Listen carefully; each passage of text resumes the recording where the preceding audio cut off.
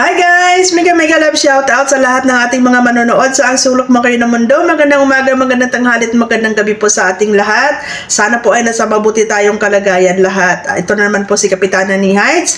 Ang kapitana na walang barangay pero maraming tanod ang nakabantay. So ayan guys, no, ngayong reaction natin is sasagutin natin or re-reaction na natin yung title ni Cell TV. Ayan. Sa title lang tayo, guys. Yung title ni Cell TV dito, guys, dito sa aking content. Ayan. Okay, kamusta naman Cell TV? Gigil na gigil ka, ah. Masakit mo mabalikan? Masakit ba ma-real talk? Masakit ba?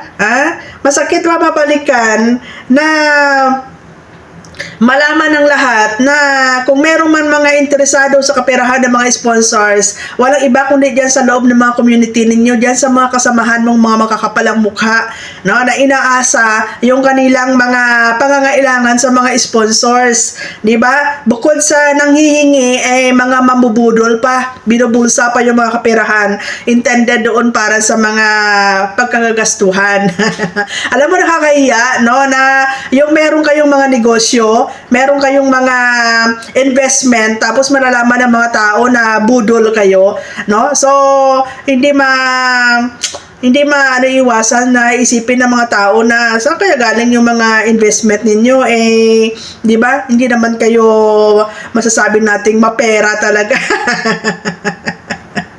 Na masakit ba? No? So, ang title ni Cell TV dito, magaling kang kupal ka, ako pa ang baliktarin mo. Bakit? Masakit ba? Masabihan? Masakit ba ibalik sa iyo Cell TV yung mga pinagsasabi mo? Masakit na sasaktan ka pala pag sinasabihan kang ikaw yung may interest, no? Ikaw yung interesado dito sa kapirahan ni Reyna. Na kung tutusin, pareho lang naman tayo nagre-reaction. Pareho lang naman tayo na nagtatapik dito. And, take note, doon sa mga title ko, doon sa mga tawag dito, doon sa mga thumbnail ko, may question mark. So, ibig sabihin, nagtatanong ako. No? Nagtatanong ako, nagre-reaction ako base dito sa mga statement ng mga sponsor sa Reyna's community, which is, sila yung may karapatan na magtanong at maghanap kung nasaan yung pera nila. Diba? So, ngayon, sinabihan mo ako, interesado ako, binalik ko sa'yo, tapos nagagalit ka, sabihin mo, kupal ako. Makupal ka din. Mas kupal ka. Back to you. O sabihin na natin na kupal tayong dalawa para patas. Gigil na gigil ka, di ba? So ngayon, paano mo nasabi na interesado sa kapirahan itong mga nagtatanong at isinama mo ako dyan? Oy, Cell TV, may karapatan itong mga sponsors na magtatanong kasi yung pera na yon pinatago yon. So, di ba, masama ba magtanong? Wala namang bayad magtanong, ha? Sabi ko nga, depende lang yan kung paano sasagutin ni Kalinga Prab. Isang statement lang ni Kalinga Prab about sa issue na to, tapos na sana. Kaso na nahimik. So, ang daming nagbibigay ng mga opinion, reaction, di ba, na tungkol dito sa mga issue na to, at isa na tayo doon bilang mga reactors, nagbibigay tayo ng opinion at reaction natin. Wala ka naman pinagkaiba sa akin, tapos gigil na gigil ka. Ngayon, masaba ba magtanong yung mga sponsors? May karapatan sila Cell TV na magtanong dahil ang pera na yon ay para kay Reyna yon at intended kay Reyna yon at pinatago lang. Di ba? Itong mga nagtatanong or naghahanap, ito yung mga sponsors na may ambag doon sa pera na yun ng birthday ni Reyna.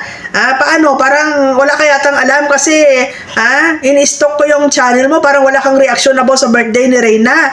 At saka wala kang masyadong reaction about kay Reyna. Nag-start ka lang mag-reaction kay Reyna noong wala na si Reyna dyan sa Kalingap. Nung kinukuha na si Reyna yan sa Kalingap. Kaya ewan ko lang kung may alam ka. Ngayon, bakit naghahanap ng kaperahan ng mga sponsors? Ito Cell TV ang ebidensya, makinig ka. No? Ito yung ebidensya na kung bakit naghahanap yung mga sponsors ng kaperahan nila kay Reyna. Makinig ka.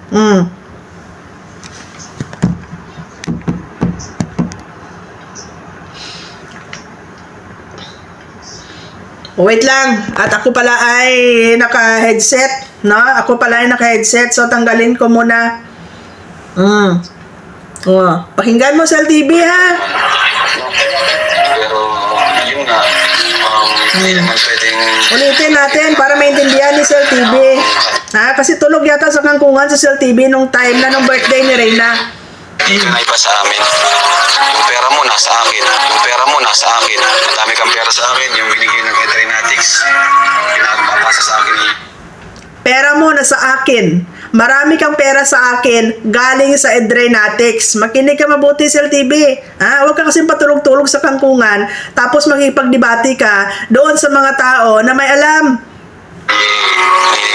Vincent, sa akin na niya. Ako na napapahawakin niya. Pera mo yun. Hindi namin gagalawin yun. Gagamit ko sa pag-aaral mo.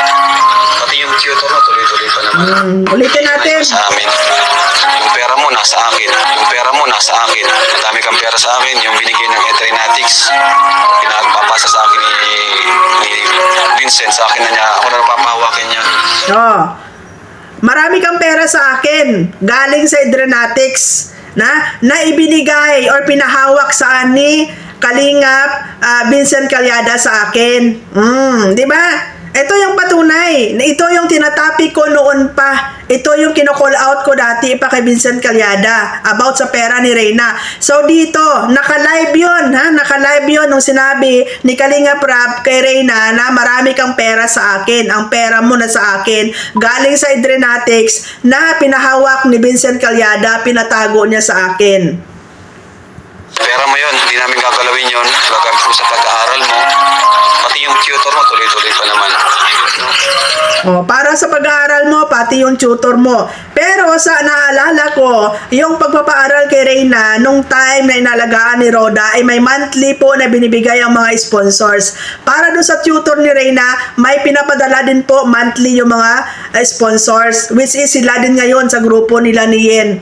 Yung mga sponsors dati ni Reyna, nung nandiyan pa siya sa Kalingap, yun pa rin yung mga sponsors ngayon na hindi bumitaw kay Reyna. Ito yung mga kasamahan ni Yen. Okay? So, yung pera ni Reyna na yun, ng birthday niya, buong buo yun. Buong buo yun, walang bawas yun. Kasi yung mga pang-tutor, pang-allowance, pang-pagamot, ay nagbibigay ang mga sponsors buwan-buwan. Okay? At i-review mo doon sa birthday ni Reyna noong episode, episode 71. Doon mo makikita yung kapirahan ni Reyna na pagkarami-dami na pinatago kay Kalinga Prab. Kaya may karapatan yung mga sponsors na magtanong kung ano na yung status ng pera. Kasi pera nila yon, Cell TV. Tapos ngayon magagalit ka. Tapos sabihin mo dahil nag-reaction ka, ako interesado, ikaw hindi. Bakit? Anong pinagkaiba ng ginagawa mo sa ginagawa ko? Nag-reaction ka din naman. Ngayon binalik yung sinabi ko sa'yo, magagalit ka, sabihin mo kupal ako. Kupal tayong dalawa para fair. Pero yun nga, hindi naman pwedeng palagi na lang nakadikit ka kay, palagi na lang binabantayan ka ni Ate Roda. Dapat matuto ka na rin magsarili.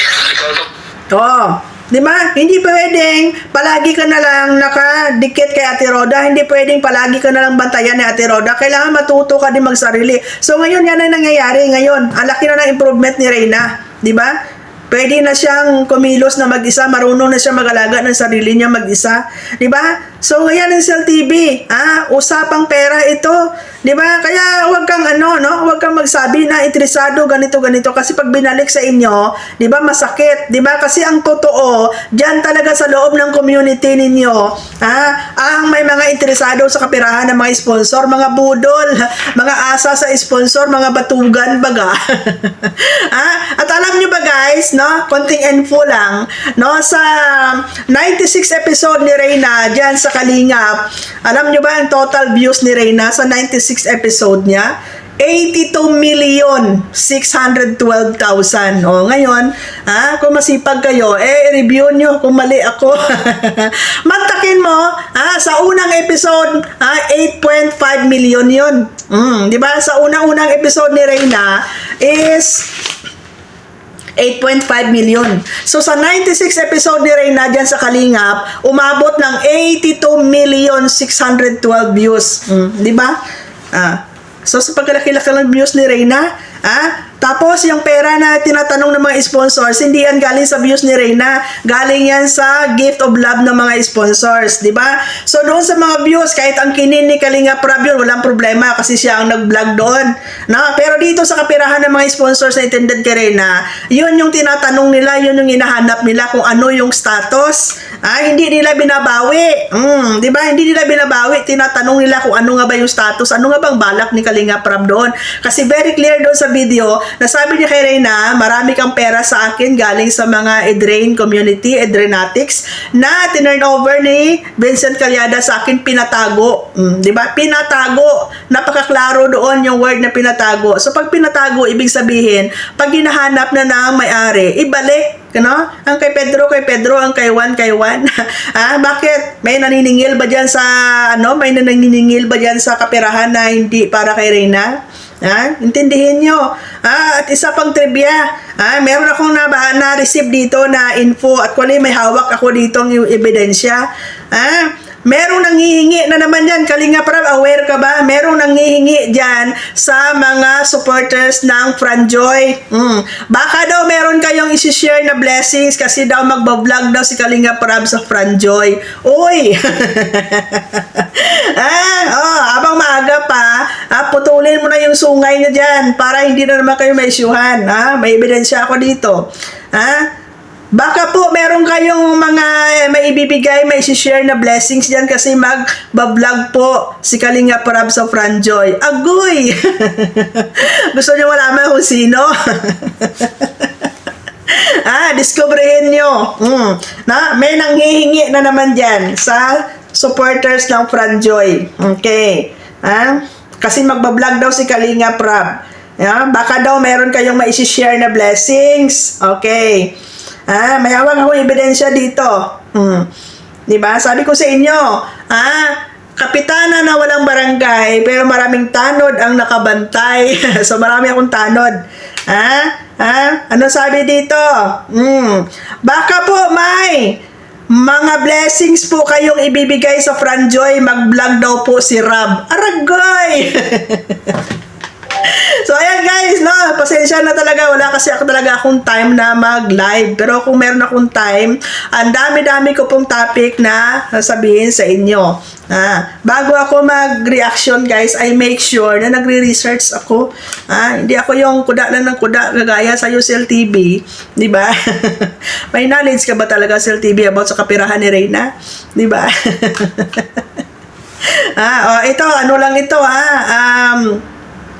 inanasummarize ko lang ito, pero kung gusto ninyo talaga, kung may time talaga ako mag-live ako, abutin tayo ng ilang oras dito. Natawa ako kasi sabi pa ng mga commentators mo dyan, si Kapitana, dapat sampulan niya ni Kuya Bal. Bakit ako sa sampulan ni Kuya Bal? Ano ang ginawa ko kay Kuya Bal? Minura ko ba ang Kalingap? Minura ko ba si Kuya Bal? Minura ko ba si Kalinga Prab? Hindi nyo nga masampulan yan si Federico. Si Federico, minura-mura na kayo lahat, binalahura na yung community ninyo.